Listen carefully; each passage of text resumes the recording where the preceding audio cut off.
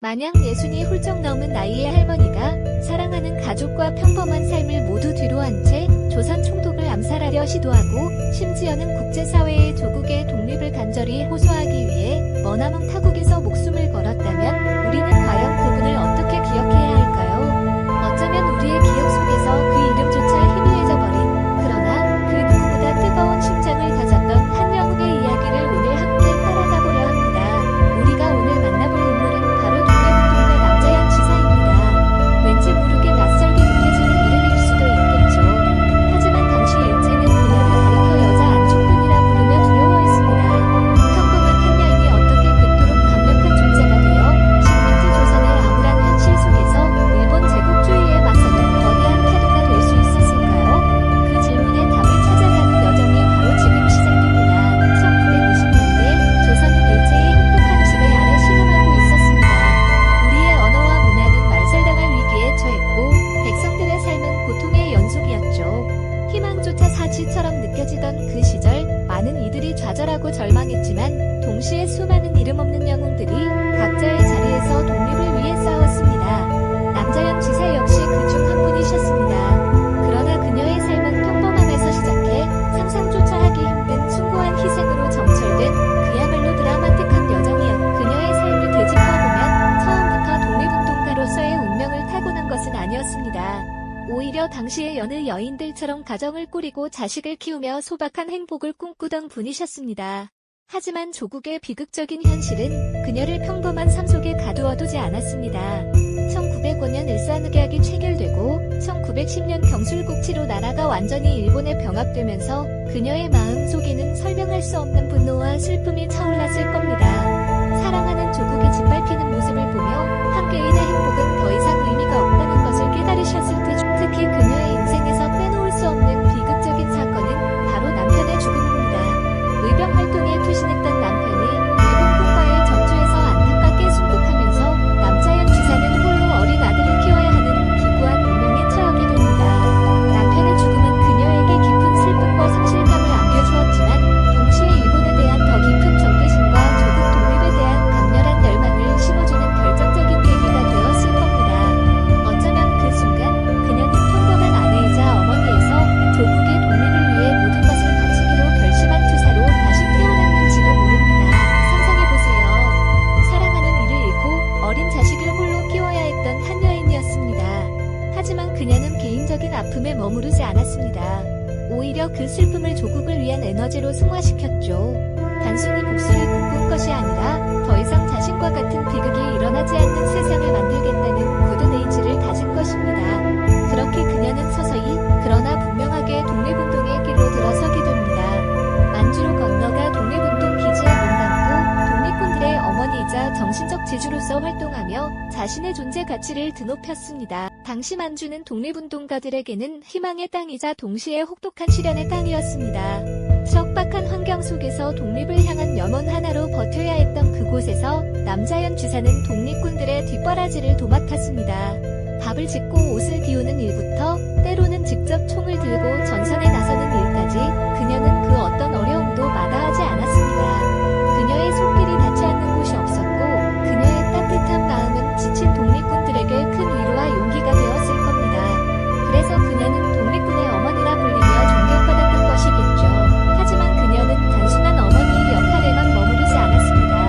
나이가 들어가면서도 오히려 더욱 대담하고 치밀한 투쟁을 계획하고 실행에 옮겼습니다.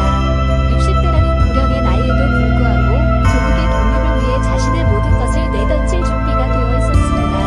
총독 감사를 시도하고 국제사회의 독립을 호소하기 위해 목숨을 걸었던 그 대담함은 과연 어디에서 나온 것일까요? 한 여인의 일생이 어떻게 이토록 거대한 역사의 물줄기를 바꾸는 데 기여할 수 있었는지 우리는 이제 그 놀라운 발자취를 따라가 볼 시간입니다. 그녀의 발자취는 먼저 혹독한 만주 벌판으로 향했습니다. 남편의 비보를 가슴에 묻고 혈혈단신으로 아들을 키우던 그녀가 40 중반의 나이에 압록 땅을 건넜을 때 그곳은 단순한 피난처가 아니었죠. 독립을 향한 뜨거운 열망을 품은 이들이 모여 새로운 희망을 일구던, 그러나 동시에 생존 자체가 투쟁인 척박한 땅이었습니다.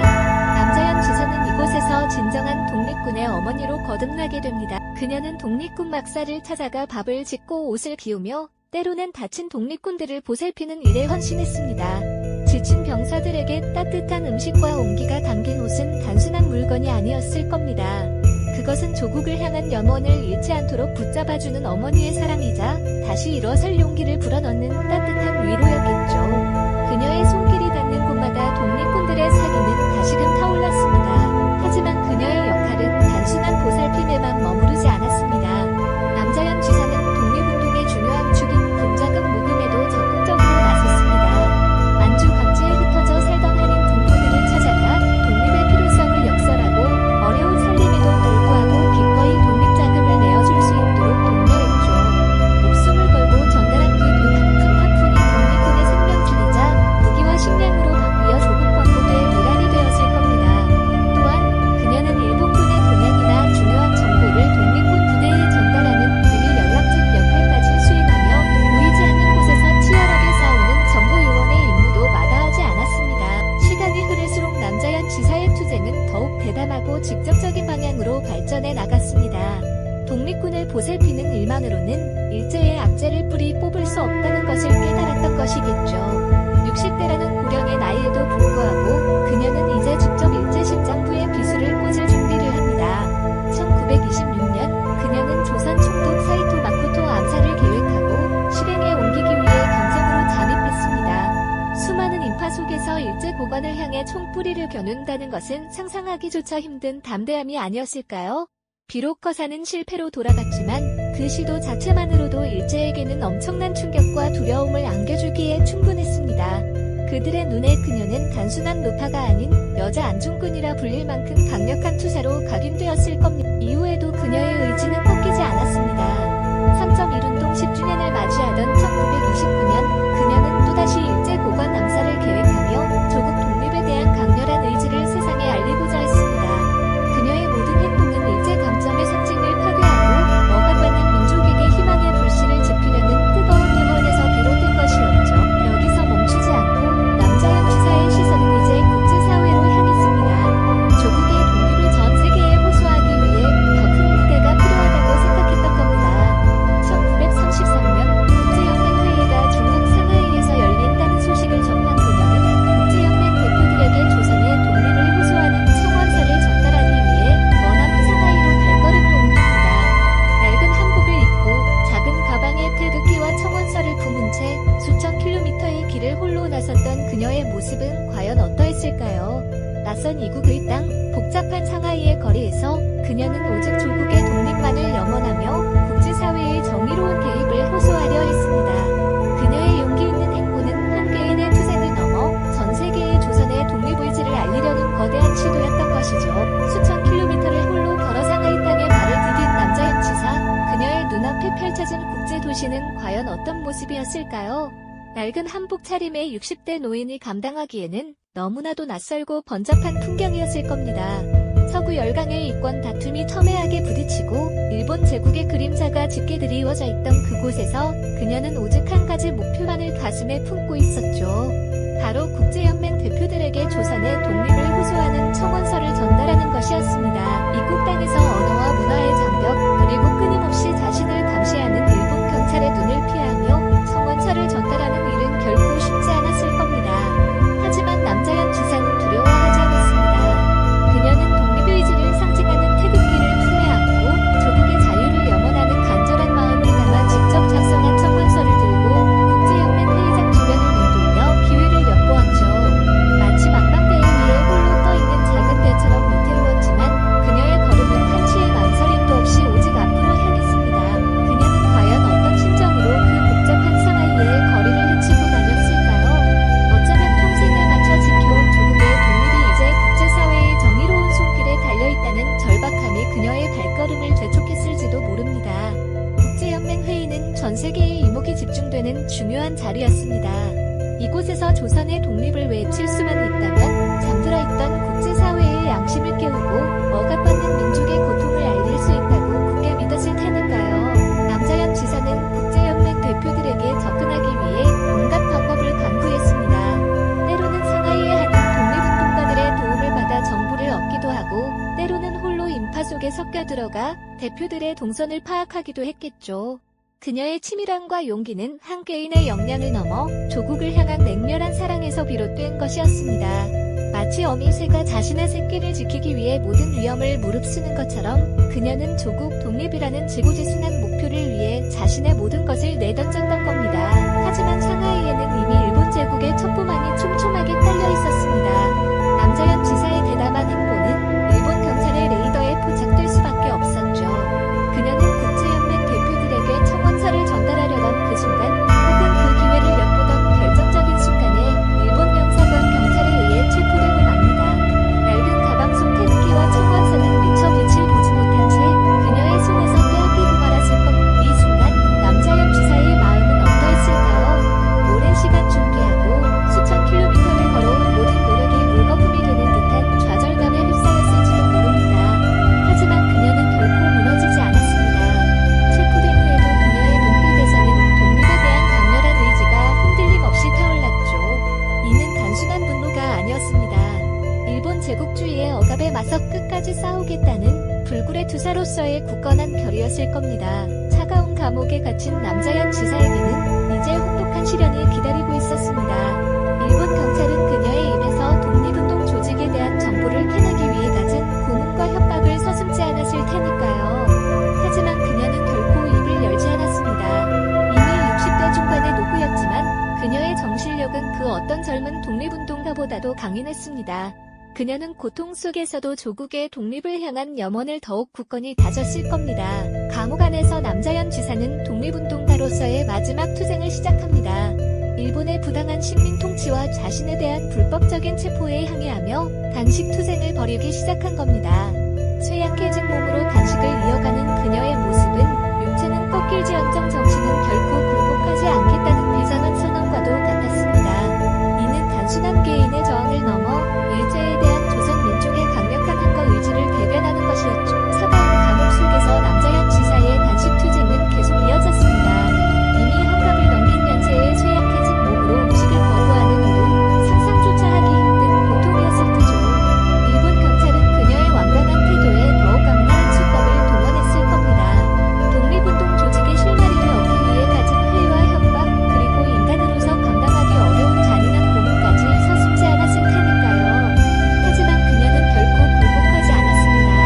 차가운 시멘트 바닥에 쓰러지고 몸이 만신창이가 되는 와중에도 그녀의 입에서는 단 한마디의 비밀도 새어나오지 않았습니다. 오히려 조국의 독립을 위해 나는 죽어도 여한이 없다는 굳건한 외침만이 차가운 감방을 울렸을 뿐입니다. 육체는 날마다 쇠약해져갔지만 남자연 지사의 정신은 그 어떤 억압도 꺾일 수 없었습니다. 그녀는 감옥이라는 절망적인 공간 속에서도 독립을 향한 염원을 한시도 놓지 않았죠. 단식 투쟁은 단순한 개인의 저항을 넘어 일제에 대한 조선 민족 전체의 강력한 항거 의지를 대변하는 비장한 선언과도 같았습니다. 그녀의 꼿꼿한 자세는 고통 속에서도 빛을 잃지 않는 희망의 상징이었고요.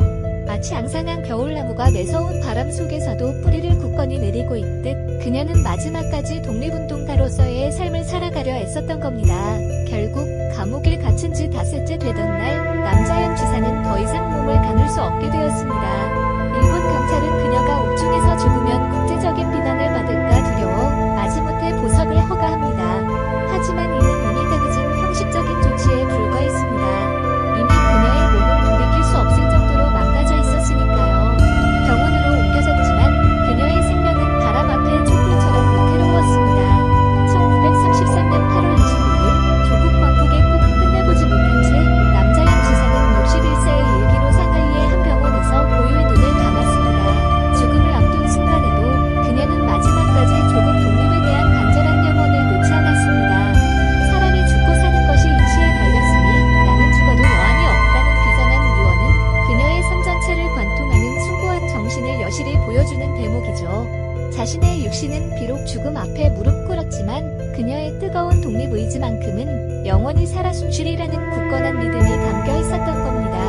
이 유언은 단순한 개인의 마지막 말이 아니라 일제강점기 수많은 독립운동가들의 비상한 각오를 대변하며 후대에 전해질 강력한 메시지였을 겁니다. 남자연 지사의 순국은 당시 독립운동계에 큰 슬픔과 동시에 깊은 울림을 주었습니다. 그녀의 장례식은 상하이 공동조계에서 무대에서 조용히 치러졌지만 그 자리에 모인 독립운동가들은 뜨거운 눈물을 흘리며 그녀의 희생 앞에서 다시 한번 조국 광복의 의지를 굳건히 다졌을 겁니다. 한 여인의 죽음이 수많은 이들의 가슴에 독립의 불씨를 더욱 활활 타오르게 한 것이죠. 그러나 안타깝게도 여자 안중근이라 불리며 일본군조차 두려워했던 불굴의 투사였음에도 불구하고 그녀의 위대한 이름은 오랫동안 우리 역사 속에서 제대로 조명받지 못했습니다. 그녀의 숭고한 희생은 마치 만주 벌판에 거친 바람처럼 아쉽게도 잊혀져 갔던 것이죠. 우리가 오늘날 누리는 자유와 평화는 이처럼 수많은 이름 없는 영웅들의 피와 땀 그리고 숭고한 희생 위에 세워진 소중한 가치입니다. 남자연 지사의 이야기는 단지 과거의 역사를 들려주는 것이 아니라 현재를 살아가는 우리에게 깊은 울림을 주는 메시지이죠. 그녀가 꿈꿨던 독립된 조국은 지금 우리의 눈앞에 찬란하게 펼쳐져 있지만 그 자유가 얼마나 많은 고통과 희생을 통해 얻어졌는지 우리는 종종 잊고 살아가지는 않을까요? 남자연 지사의 삶은 평범한 한 여인이 어떻게 시대의 부름에 응답하여 위대한 역사적 인물로 거듭날 수 있었는지를 우리에게 생생하게 보여줍니다. 그녀의 잊혀진 희생은 우리에게 현재의 소중함과 역사를 기억해야 할 책임감을 일깨워줍니다. 비록 그녀의 이름은 오랫동안 어둠 속에 갇혀 있었지만 그녀가 염원했던 독립된 조국의 모습 속에서 그녀의 정신은 영원히 살아 숨쉬고 있을 겁니다. 우리가 그녀를 기억하고 그 숭고한 정신을 이어받는 것, 그것이야말로 진정한 독립의 완성일 것입니다. 이 영상이 도움이 되셨다면 좋아요와 구독 부탁드립니다. 여러분의 응원이 제게 큰 힘이 됩니다. 다음 영상에서도 더 유용한 정보를 공유하겠습니다.